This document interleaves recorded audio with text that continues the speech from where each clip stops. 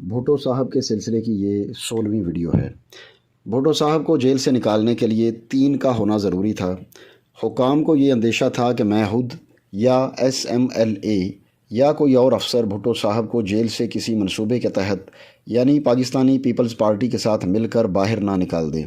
اس لیے یہ حکم جاری کیا گیا کہ جب تک سیکیورٹی بٹالین کمانڈر SMLA اور DMLA تینوں کے تینوں حاضر نہ ہوں، بھٹو صاحب کو اچانک جیل سے نہیں نکالا جائے گا۔ ایک جانے بوجھے پلان کے تحت مثلاً اگر بھٹو صاحب کو سپریم کورٹ میں حاضری دینی ہو تو بہت پہلے احکامات DMLA SMLA اور مجھے مل جائیں گے، لیکن انہیں اچانک جیل سے کسی اور جگہ منتقل کرنے کے لیے ہم 3 کا ہونا ضروری تھا۔ البتہ اگر جیل میں آگ لگ جائے یا اسی قسم کی کوئی ناگہانی صورت پیدا ہو جائے تو کم از کم ہم میں سے 2 افسر حاضر ہوں گے اور مجھے تیسرے کی طرف سے کوڈ کے ذریعے حکم دیا جائے گا کہ بھٹو صاحب کو فلاں جگہ منتقل کر دیا جائے۔ ان جگہوں کا ناگہانی پلان میں تفصیلاً ذکر کیا گیا ہے۔ اسی طرح اگر حکام بالا سے کسی کو یرغمالی بنا لیا جاتا ہے اور مجھے ٹیلی فون پر بھٹو صاحب کو کسی اور جگہ منتقل کرنے کو کہا جاتا ہے تو بھی ایسی صورت میں مجھے ٹیلی فون پر دیے گئے حکم کو نہ ماننے کی واضح ہدایت کر دی گئی تھی۔ مجھے یہ بھی صاف صاف بتا دیا گیا تھا کہ میں پراپر چین آف کمانڈ یعنی میں SMLA اور DMLA کے علاوہ اس معاملے میں کسی اور کا حکم ہرگز نہیں مانوں گا، چاہے وہ کوئی بھی حیثیت با اختیار رکھتا ہو۔ ایک دفعہ مجھے DMLA کے دفتر طلب کیا گیا اور جنرل صاحب نے مجھے بتایا کہ کسی پارٹی میں PLO کے کچھ آدمیوں نے شہی ماری ہے اور کہا ہے کہ وہ بھٹو صاحب کو جب چاہیں جیل سے نکال کر پاکستان سے باہر لے جا سکتے ہیں۔ میں نے انہیں جواب دیا کہ اگر یہ لوگ اس قابل ہوتے تو آج اسرائیلی ان کے گھر میں نہ بیٹھے ہوتے۔ بہرحال مجھ سے ایسی کوشش کو ناکام بنانے کے متعلق سوال و جواب کیے گئے اور زیادہ مستعد رہنے کے لیے کہا گیا۔ پھر اس کے بعد تمہاری قیمت کیا ہے؟ ایک بار کا ذکر ہے کہ جب میں DMLA کے دفتر گیا تو جنرل شاہ رفیع عالم نے مجھ سے انگریزی میں پوچھا، تمہاری قیمت کیا ہے؟ چونکہ انہوں نے مجھ سے یہ سوال اچانک پوچھا، میں اسے سمجھ نہ سکا۔ میں نے وضاحت چاہی کہ جناب آپ کا مطلب کیا ہے؟ تب انہوں نے مسکراتے ہوئے مجھے بتایا کہ فلاں بریگیڈیئر جو اسپیشل سروس گروپ میں نوکری کر کے اب فوج سے جا چکے ہیں، ان سے ایک بہت بڑی رقم دینے کا وعدہ کیا گیا ہے بشرطے کہ وہ بھٹو صاحب کو جیل سے اغوا کرنے میں کامیاب ہو جائیں۔ یہ رقم کئی ملین تھی۔ میں نے جنرل صاحب کو بتایا کہ جہاں تک میرا فرض ہے اس کو کوئی رقم نہیں خرید سکتی اور جہاں تک احتیاطوں کی ضرورت ہے وہ بھی حد سے زیادہ کی جا رہی ہے۔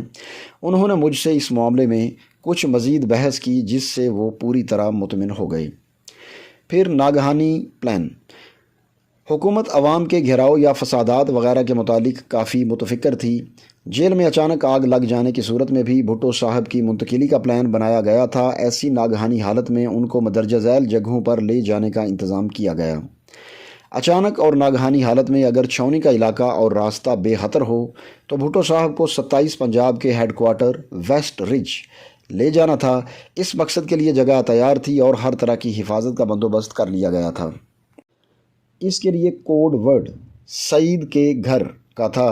میجر سعید بعد ازاں لیفٹیننٹ کرنل میرے ڈپٹی کمانڈر تھے۔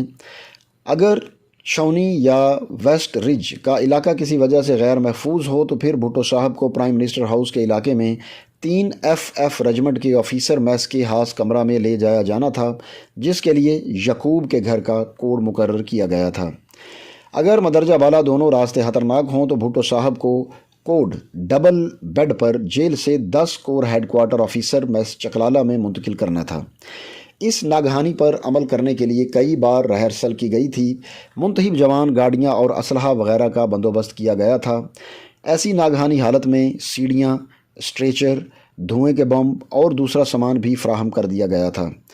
دراصل بھٹو صاحب کی اسیری کے دوران شروع سے اخیر تک احتیاطوں اور مزید احتیاطوں کا سلسلہ جاری رہا اور ہر روز نت نئی پیش بندیاں اور نت نئے پلان بنتے رہے، حتیٰ کہ انہیں پھانسی لگا دیا گیا۔ 2 قیدیوں کا جیل سے فرار۔ سیکیورٹی وارڈ کی حفاظت کے لیے تو دنیا بھر کی احتیاطیں عمل میں لائی گئیں، لیکن باقی جیل کی حالت وہی رہی جو عام حالات میں ہوا کرتی ہے۔ دسمبر 1978 کی ایک رات 2 قیدی، جن میں ایک آزاد کشمیر اور دوسرا ضلع راولپنڈی سے تعلق رکھتا تھا، پنڈی جیل سے بھاگ نکلنے میں کامیاب ہو گئے۔ اگلے دن جب میں جیل کے دفتر پہنچا تو میں نے سپرنٹینڈنٹ اور جیل کے سٹاف کو کچھ خاموش اور فکر مند پایا۔ میرے پوچھنے پر مجھے نہ بتایا گیا۔ میں فوراً سیکیورٹی وارڈ گیا اور بھٹو صاحب کو سویا ہوا پایا۔ کچھ دیر بعد مشقتی نے انہیں صبح کی چائے لا کر دی۔ میں ان سے علیگ سلیگ کے بعد آپریشن روم میں ڈیوٹی آفیسر کے پاس گیا۔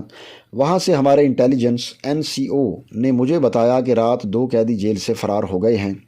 میں نے جیل سپرنٹینڈنٹ سے پوری پوچھ گچھ کرنے پر معلوم کیا کہ 2 قیدی جیل کے مشرقی حصے کی دیوار کے نیچے بارش کے پانی کے احراج والے پائپ میں سے نکل کر فرار ہو گئے ہیں۔ میں نے جا کر اس جگہ کا معائنہ کیا، لیکن مجھے یقین نہ آیا کہ ایک آدمی 8-9 انچ کے پائپ سے نکل سکتا ہے۔ بہرحال جیل حکام نے انہیں اسی نالی میں سے نکال دیا۔ اسی دن اس نالی کے دونوں سروں کو لوہے کی سلاخوں سے بند کر دیا گیا۔ بعد میں پتہ چلا کہ وہ قیدی جیل کی دیوار پھلانگ کر شمال مشرقی سمت سے بھاگے اور غالباً وہ ملٹری ڈیری فارم کی طرف سے نکلے تھے۔ اگلے روز یہ خبر اخبارات میں چھپی۔ حکام بالا کو ایسی خبر پڑھ کر کافی تشویش لاحق ہوئی۔ مجھ سے پوچھا گیا کہ جیل کے اندر اور ارد گرد اتنے سخت انتظامات کے باوجود قیدی بھاگ نکلنے میں کس طرح کامیاب ہوئے۔ میں نے جیل کے اندر کی سیکیورٹی کی تفصیل بتائی اور یہ بھی بتایا کہ جہاں تک سیکیورٹی وارڈ کا تعلق ہے وہاں کوئی ایسا حادثہ نہیں، البتہ جیل کے کاروبار سے میرا کوئی تعلق نہیں۔ مجھے پھر بھی تنبیہ کی گئی کہ جیل کے متعلق باہر پولیس پیٹرول کو مزید بہتر بنایا جائے تاکہ جیل کے ارد گرد سیکیورٹی اور زیادہ مؤثر رہے۔ جیل سٹاف کی کافی کھنچائی ہوئی جس کا اثر چند دن تک رہا، مگر پھر وہی روش۔ بہرحال جیل کے اندر اور باہر ایسے انتظامات کر دیے گئے تاکہ پھر کبھی کسی قیدی کو بھاگنے کی جرت نہ ہو۔ دوستو، یہ اس سلسلے کی 16ویں ویڈیو تھی۔ اگر ویڈیو اچھی لگے تو لائک کریں، چینل پر نئے ہیں تو سبسکرائب کریں اور بیل یعنی گھنٹی کے بٹن کو دبا کر نوٹیفیکیشنز آن کر لیں تاکہ ہماری تمام ویڈیوز کے نوٹیفیکیشنز آپ کو سب سے پہلے ملیں۔ اب آپ سے ملاقات ہوگی اپنی اگلی ویڈیو میں، تب تک کے لیے اللہ حافظ۔